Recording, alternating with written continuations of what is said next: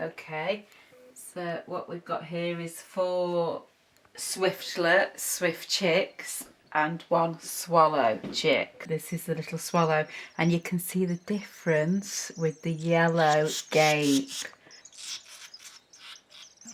Show me close to Chica. There we go.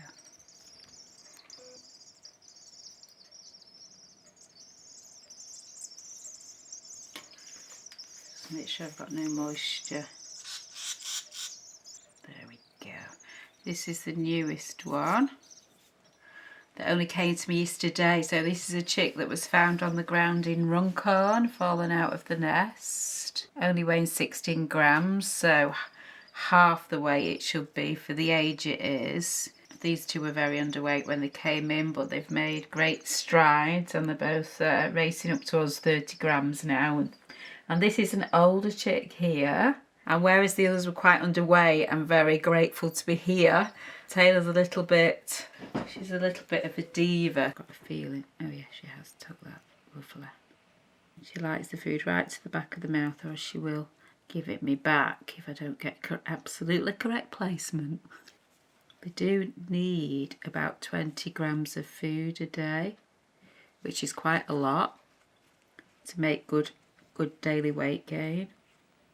And I've got a feeling, oh yeah, she has took that roughly.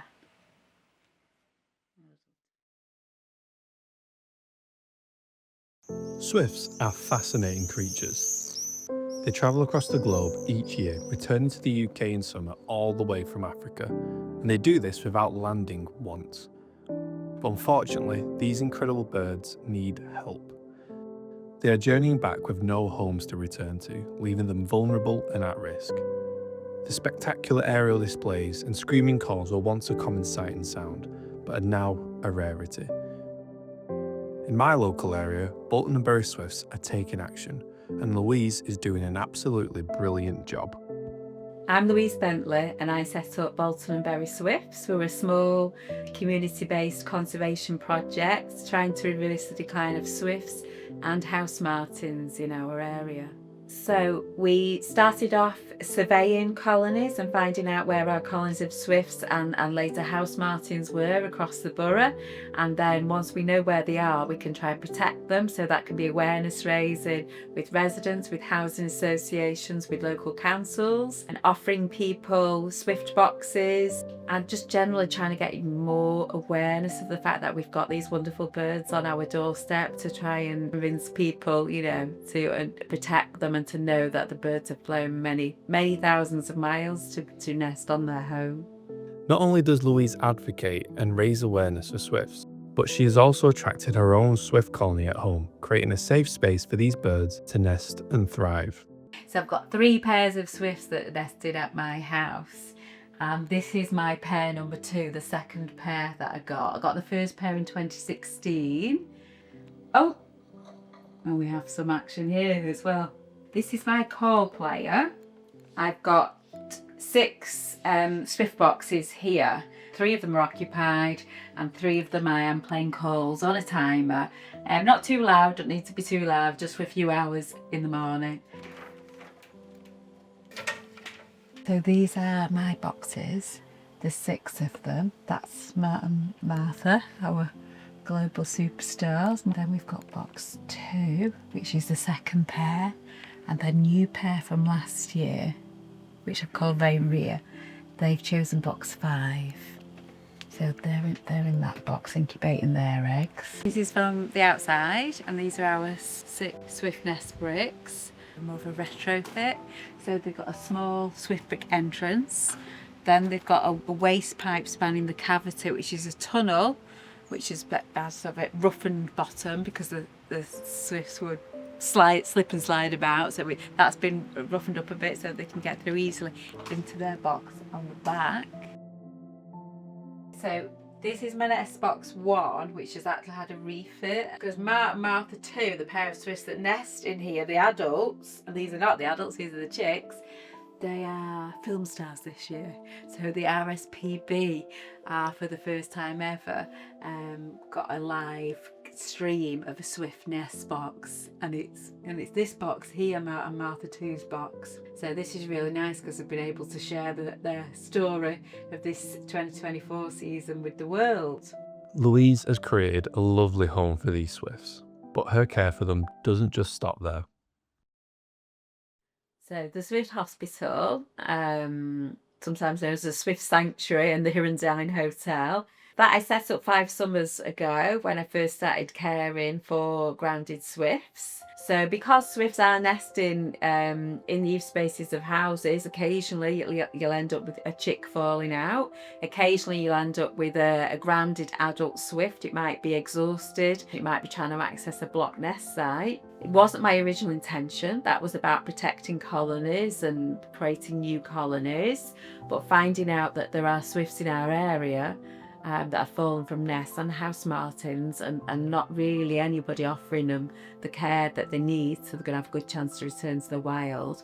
That's why I felt I needed to set up the Swift Hospital. I'm down to 1 box of swifts because I've released another box this morning.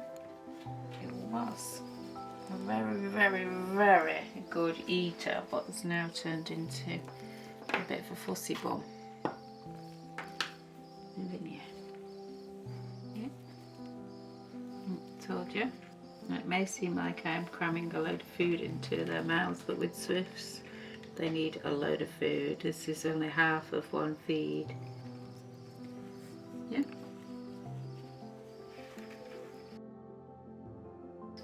Who've we got? Sid. If we've got Sid, you're in for a treat. Sid loves his food and he gets super excited. We've got Walter, and he loves his food, but then he's trying to slim himself down.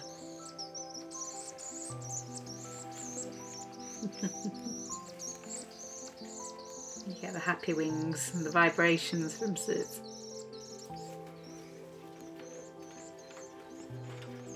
That's really become the main part of my work, because that takes over now my whole summer. So previously, when I was doing the Swift surveys and finding the colonies and engaging with the residents and just people showing them the birds, giving the talks, now that has to be confined to or reduced, because my main job now is caring for the swifts and the house martins and swallows as well, because it's the same diet.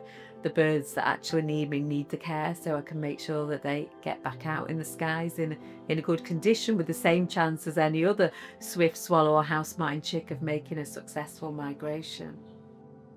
It's just constant, basically, feeding them all day. So it can take me an hour to an hour and a half to do the full rounds of feeds. It takes longer that in the morning when I'm feeding and doing the big clean out. And then sort of can have about 20 minutes in between and before I start again.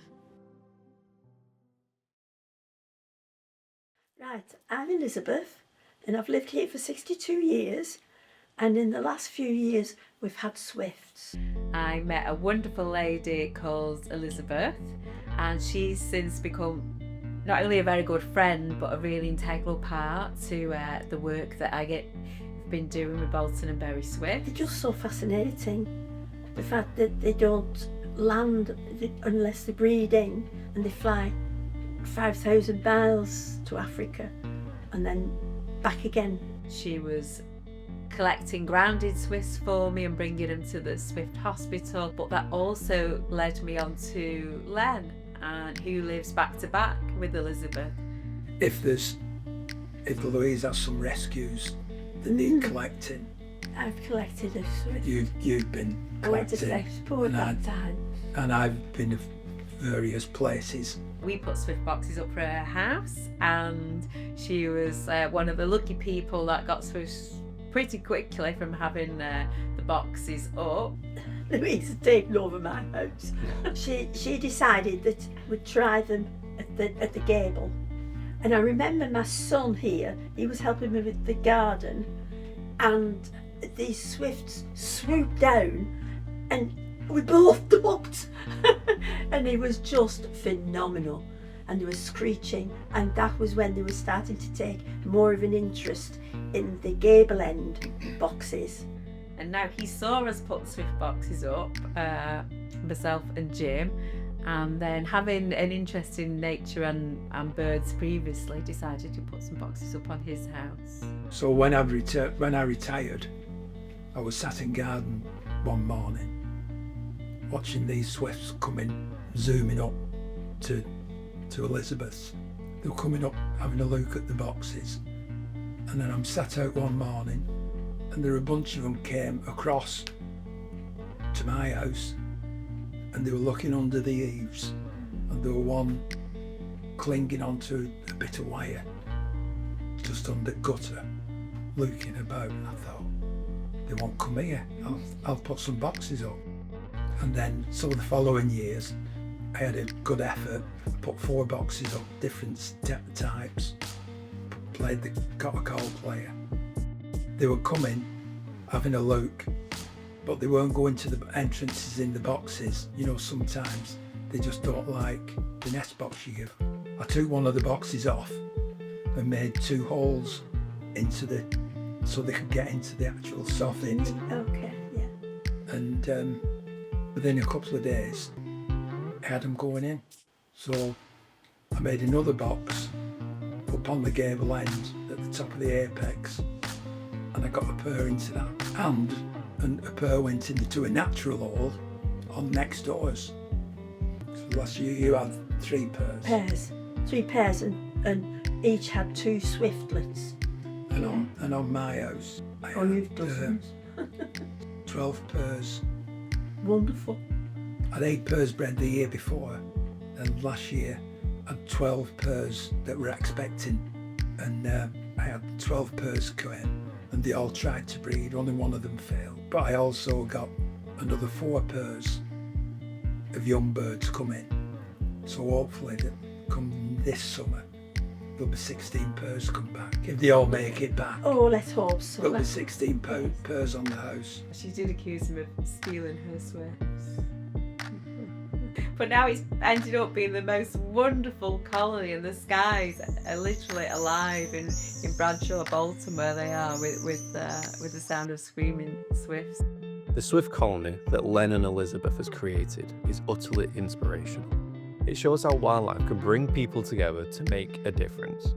Thanks to their work, they've been able to host evening watch parties with the Bolton Bury Swifts community to show off these incredible birds and to give people a glimpse of what we could see over our own streets.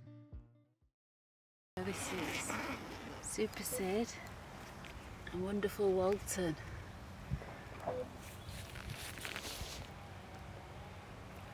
This one on the right is going to go.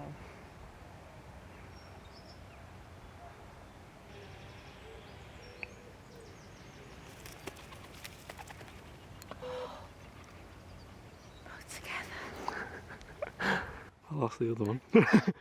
One's left Oh. and one's right, and they're both sort of coming towards each other. Oh, that's magical. I've got them in my binoculars, they are together.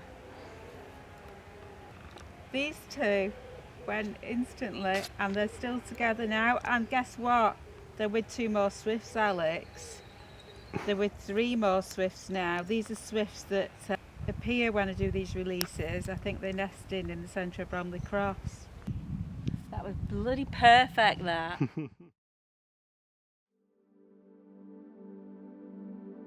Just gently raising the profile of swifts or house martins. People have no idea. They might know they have a little bird nesting in the house, in the eaves of the house, but no idea that a swift has just travelled 6,000 miles to be there, and it's actually a pair of swifts that they've got. Putting a swift box up, encouraging your local community centre, school to have swift boxes up, speaking to people about swifts, raising awareness about them, leafleting, asking developers to put swift bricks into new builds. My appreciation for swifts continues to grow and grow. I've never spoken to anyone who hasn't been blown away by the unbelievable journey they make each year, and it's those conversations, those little facts that help raise awareness and snowball change. But change needs a spark to ignite it, and Louise has been the flame that has inspired so many. Her devotion and determination is making a real difference. Swift bricks are being put up in new builds, Swift boxes are being installed. The RSPB even live streamed her nesting birds for the world to see. It's what inspired Len and Elizabeth to create their wonderful colony, and it's how I first learned about swifts, inspiring me to create this very film. So please, show your support. Let's do what we can to help this bird continue their journey and give them a home to come back to.